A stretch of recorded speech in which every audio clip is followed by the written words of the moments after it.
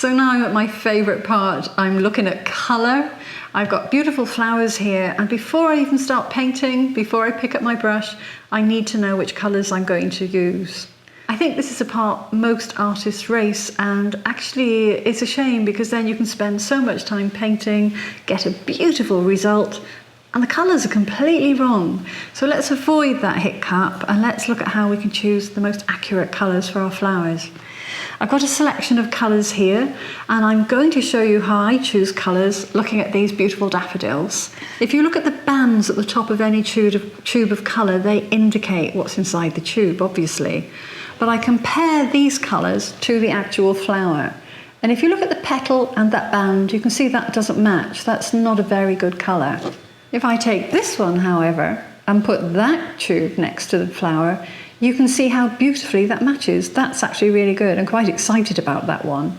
The centres are a little bit stronger. If I go to the stronger colour again, nope, let's check this one. Lovely. So actually, these two work quite well for this particular flower. I like that. I'm really happy with those. So I can dismiss all the other colours at this point. Then we have the problem with the greens. There are so many greens, it can become a real nightmare when you're working as an artist painting flowers. But actually, shouldn't that be more exciting because you've got the challenge of matching the foliage?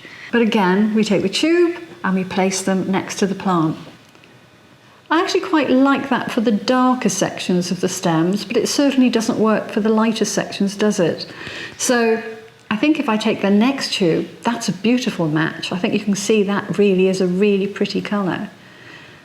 I can see already this green possibly is going to be a little bit too strong and maybe overpowering for the flower itself.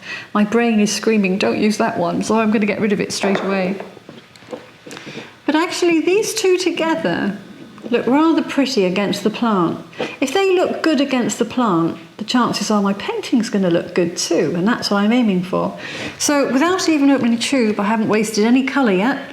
I'm quite happy with my colour selection, and that's a great way to start. But what I would suggest is you practice that. It's not infallible. Sometimes that technique can go wrong, but for most of the time it works perfectly.